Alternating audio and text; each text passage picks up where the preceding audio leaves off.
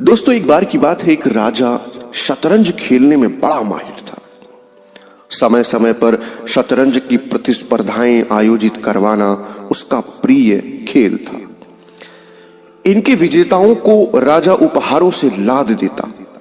इन विजयी लोगों के साथ भी राजा शतरंज की बाजी लगाता और सदैव विजयी हो जाता।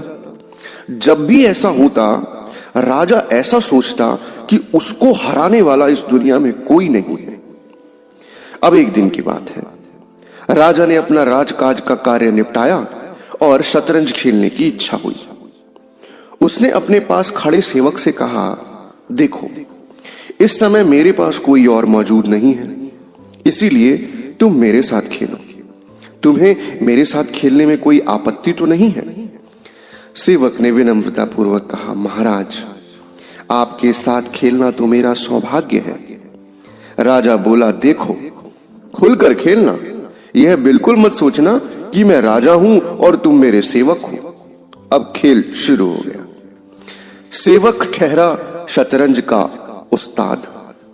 राजा गलतियां करता गया और सेवक चतुराई पूर्वक खेलता रहा।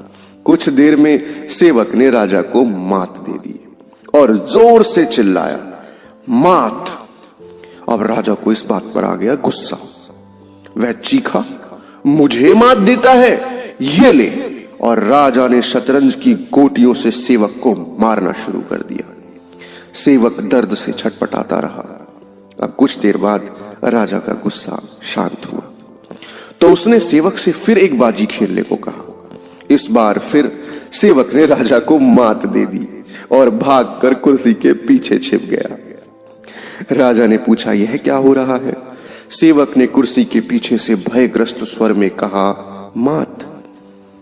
तो दोस्तों, कथा संकेत करती है कि अपनी पराजय को स्वीकार करने का साहस भी हम में होना चाहिए। जब हम कहीं अपनी पराजय स्वीकार करते हैं, तभी आत्म सुधार और प्रगति के द्वार खुलते हैं।